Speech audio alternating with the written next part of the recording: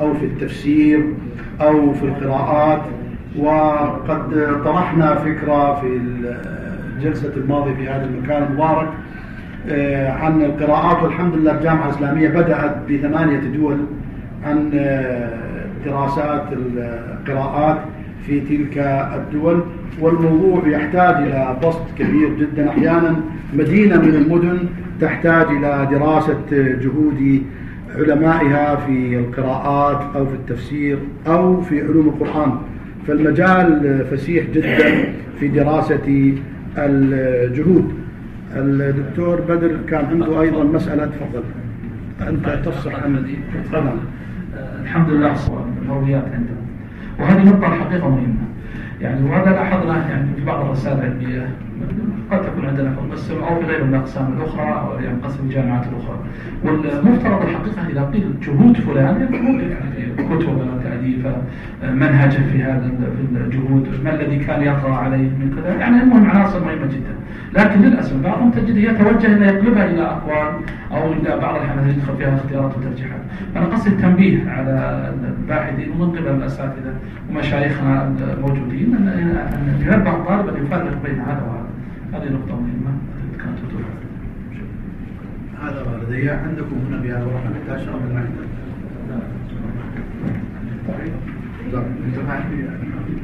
بسم الله الرحمن الرحيم. أيضا إضافة إلى جهود علماء المناطق، هناك أيضا ينبغي أن تحدد المناطق عندما نقول جهود علماء مثلا الشام، حيث أن الشام مصطلح الشام ينبغي تحديده قبل أن يبحث هؤلاء المفسرين.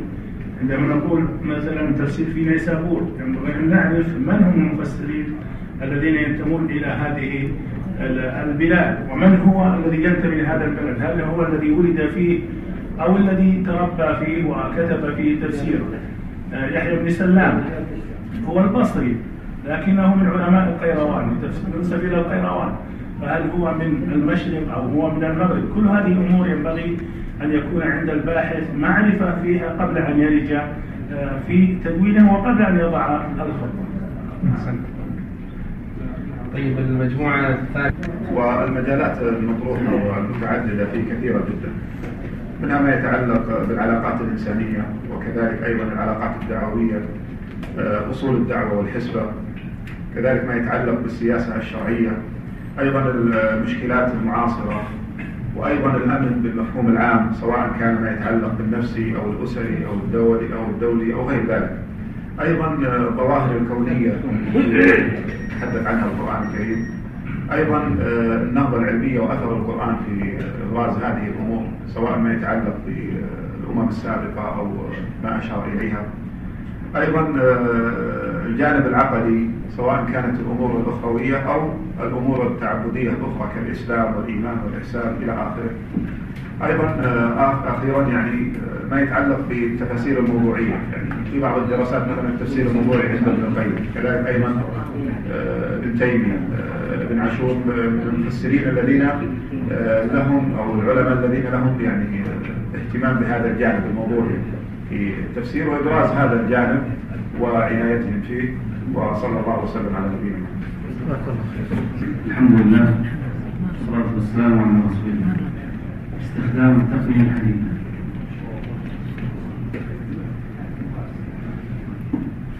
الأول دراسة علوم القرآن في وسائل التقنية الحديثة كالجوالات والنت ونحو ذلك. ثانيا تسهيل البحث لعامة الناس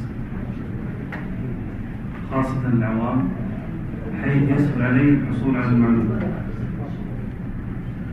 ثالثا ترجمة المصطلحات المتعلقة بعلوم القرآن. رابعا وضع موقع يحتوي على 3 أصناف: مبتدئ، متوسط ومتخصص، ويشرف عليه نخبة من علماء القرآن.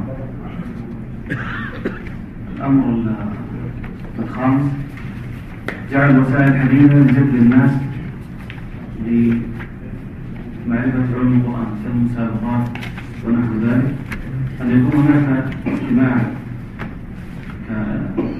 كورش عمل ملتقى مثلا شهري أو أسبوعي عبر وسائل التقنية الحديثة كالفيسبوك ونحو ذلك.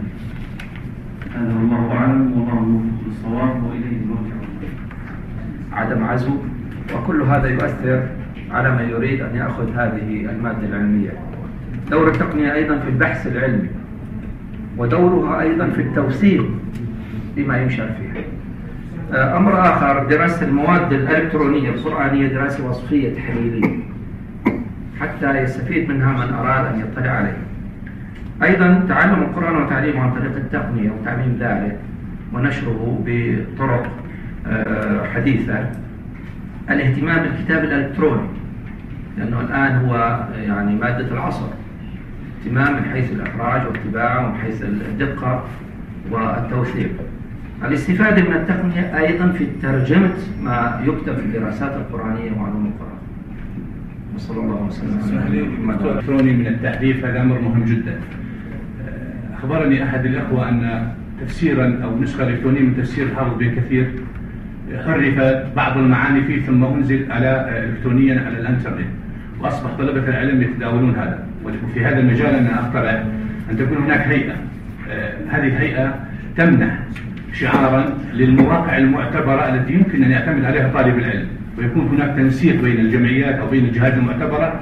هذه المواقع هي معتبرة ومعتمدة وموثوقة، غير ذلك قد يكون هناك تحريف. وبهذا نستطيع أن نضمن أنه لا يوجد كتاب إلكتروني في هذا الموقع إلا وهو كتاب معتبر، كتاب يمكن الاعتماد عليه.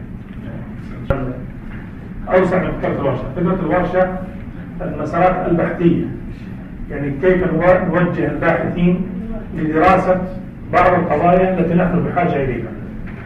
يعني هي فكرة الورشة الحقيقة، يعني كيف نوجه الباحثين لدراسة بعض القضايا التي نحن بحاجة إليها. يعني ما شاء الله بعض يعني الذي يلقيه هو أوسع من فكرة الورشة، ممتاز، لكنه لا يصب في فكرة الورشة.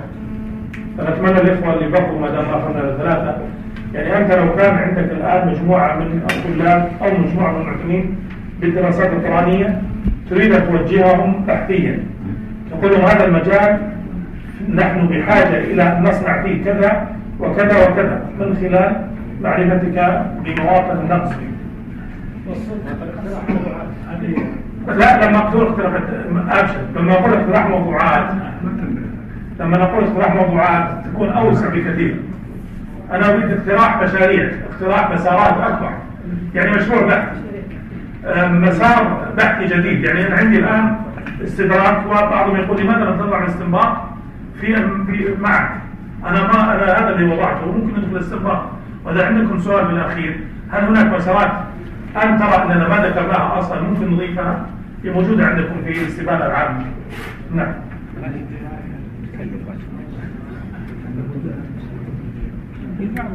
السلام عليكم. سورة الممزة.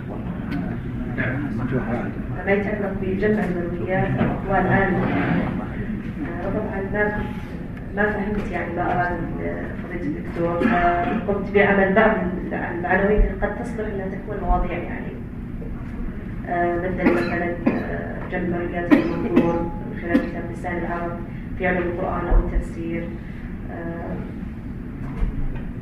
أيضا مثلا مرويات القراءات في كتب السنة.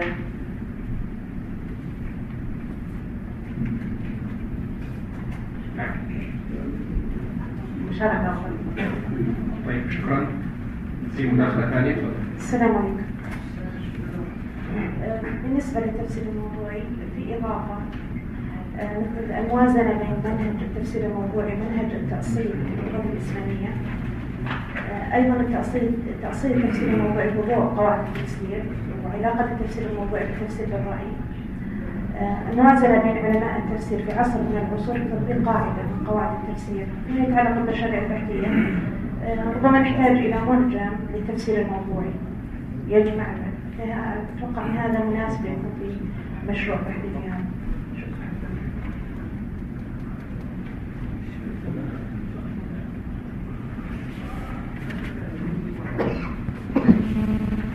هل هناك إضافة؟ شكرا. المجموعة السادسة أخذت تراجم العلماء. تفضلوا.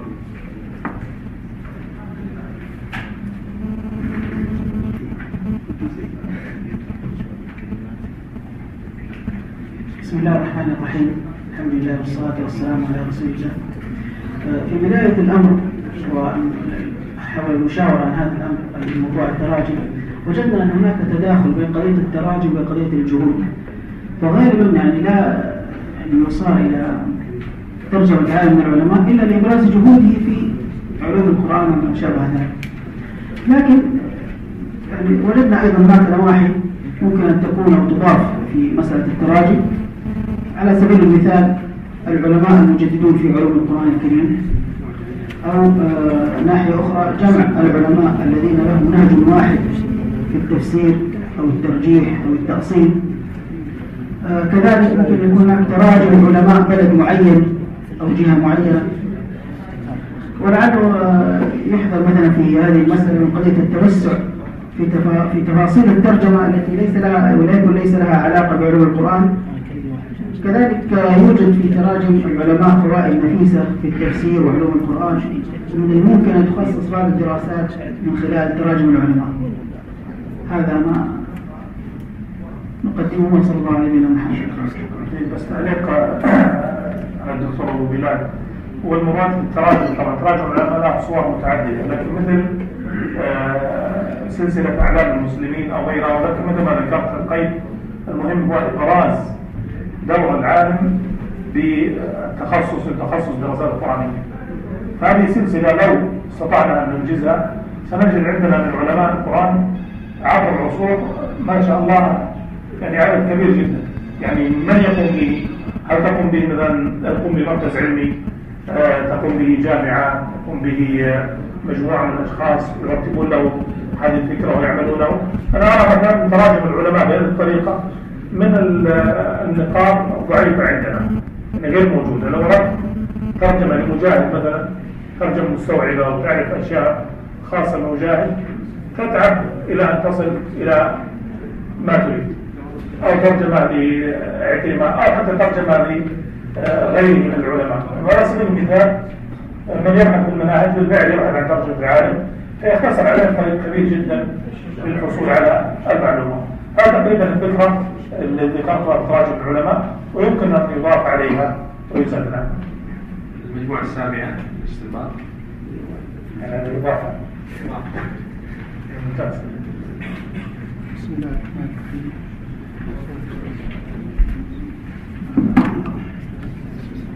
بسم الله الرحمن الرحيم. الحمد لله رب العالمين، وصلى الله وسلم وبارك على عبده ورسوله محمد وعلى آله وصحبه أجمعين.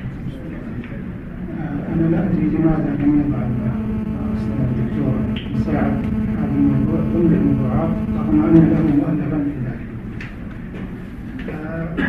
قد يكون له غرض من عدم إضافته، لكن بداية نحن يعني كمجموعة فرقنا بين الاستنباط والترجيح، وهذا يعني في خلط حتى يعني بين كثير من المتخصصين يخلطون بين الاستنباط والترجيح. والاستنباط عبارة عن استخراج، يعني مستخرج المعنى استخراجا من الآية، ولا يكون يعني ما يكون هذا المعنى ظاهر بداية، وإنما يستخرج. أما الترجيح فإنه عبارة عن مجموعة من الأقوال يعني يقارن أو يوازن بينها حتى يخرج الباحث بقول راجح من هذه الأقوال، داخل البحث بقول راجح من هذه الأقوال. أما الاستنباط فهو قائم على الاستخراج، و